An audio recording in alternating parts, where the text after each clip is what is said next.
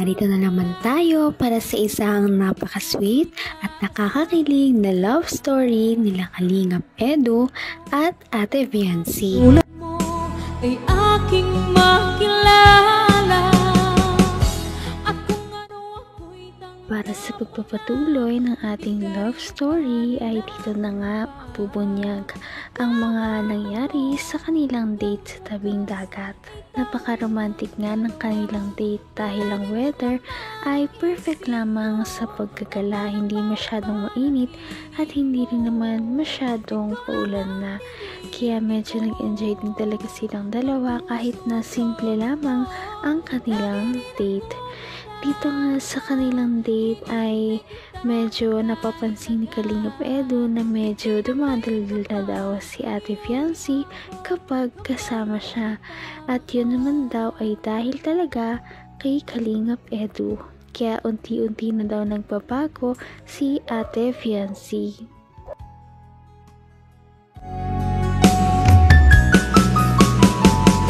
Ang nice ko lang. Nandun po kami. Pag nandun kayo? Hindi, no?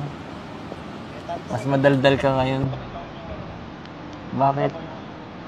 Bakit mas madaldal ka ngayon?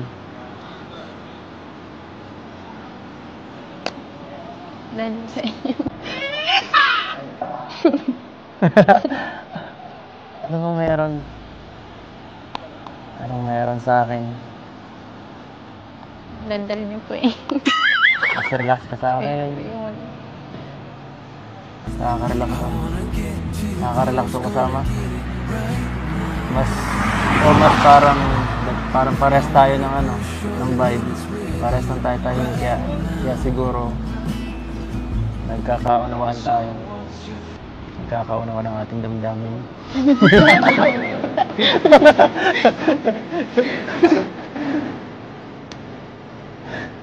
Hiraan ka naman, no?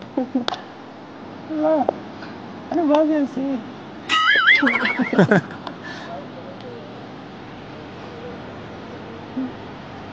Ano, titingin na tayo ng ibang tao. Ano kang ginagawa nito? Nag-uusap naman. May inggit yan. Kasi may makasama akong maganda.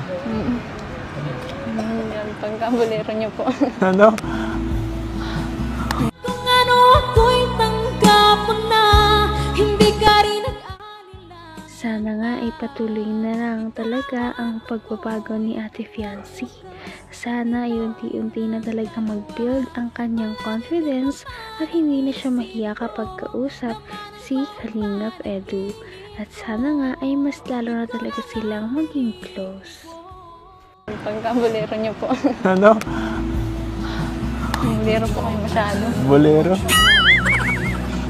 Sinasabi ko lang nakikita ko. Hindi ako sinungaling, no? Hindi ako ganun pinalaki. Sana ako dito. Nakabusa na ako dito.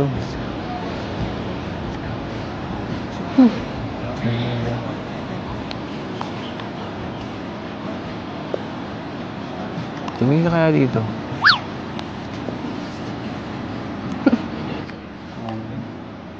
Di mo kayang tagalan?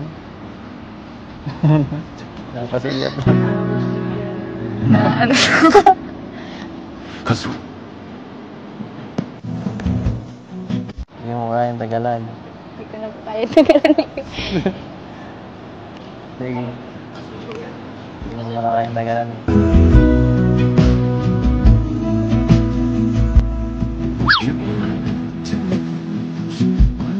Uy, may pasulyap yun ah.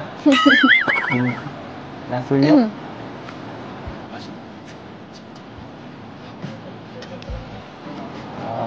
Salamat sa time ah. Salamat dahil pumunta ka. Nagbigay ka ng oras. Naman ang bawat panaginip ko, ikaw lang ang Hindi rin naman maitatanggi ni Ate Fiancé na parang gusto niya rin talaga na kasama si Kalingap Edu. Kaya naman nag-e-enjoy din talaga siya sa kanilang mga date kahit na pasimple-simple lamang at hindi masyadong magkarbo ang kanilang mga date sa ngayon. Welcome po. Thank you din po. Kasi Ganda. dito po para pong nakakapagpahinga na din po. Di ka nakakapagpahinga ng ganito. Doon po sa bahay, nagtitinda po kasi kami ay. Kaya parang mas busy kasi mula nagkatindahan ka. Opo. Kaya kailangan mo rin ito. Kailangan mo minsan-minsan. Thank you din po. Ang ganda rin po pala pag ganito. Ang ganda rin po pag ganito. Magandang Tabo. bonding. Nakakausap ko po kayo. Nag-share po kayo ng tungkol sa inyo. Mas nakikilala ko po kayo. Akala ko po kasi noon sobrang tahimik niyo po. Tsaka Hindi naman, kaya lang siyempre medyo pili lang siguro ng konti ang mga taong pinag-openan ko, kaya yan, ikaw medyo feel ko ang vibe mo. Magaan ang pakiramdam ko sa'yo. Magaan. Sana okay lang sa'yo. Hanggang wakas ay tayo ng dalawa. Palagi kang naman ang isip. Maganda talaga na sa mga ganitong pagdidate ay mas nakikilala talaga nila ang isa't isa, na sa ganon ay mas maging magkakakilala na sila at mas maging close na rin sila sa future. Kaya naman sana nga ay patuloy pa rin ang kanilang pagdidate at hindi na ito matapos hanggang sa magka-develop na talaga silang dalawa. Okay lang sa'yo. I-share ako paminsan-minsan at minsan puro kalokohan. Minsan sweet naman. pinapasaya niyo po. Pero always totoo. If it all starts to crumble, Sana ikaw din pwede mo na maging open ka rin. Willing naman ako makinig. Nandito lang ako kung gusto mong may makausap ka paminsan-minsan kapag pagod ka, medyo may nangyaring mabigat na na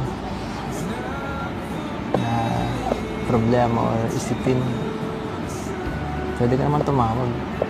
Gusto mo nga, puntahan pa kita dun sa inyo kahit malayo yun. Malayo po na. Okay lang. Thank you po.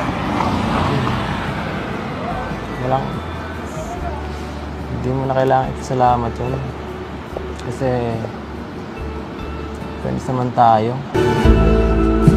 and hope we know when. Thank you din po kasi simula po nung una tahimik po talaga ako. Ngayon Ngayon, Napakarami talagang nalaman ni Ate Fiancé sa ugali ni Kalingap Edu sa date nila na ito.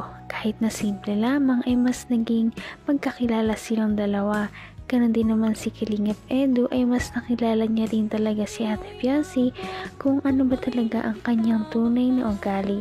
Kaya naman sana ay magkaroon pa sila ng ibang date.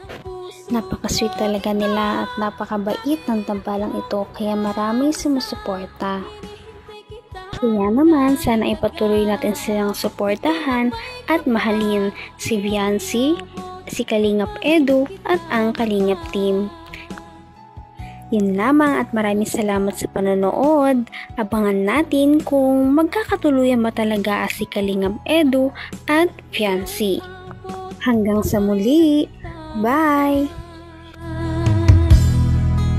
Ngayon'y abot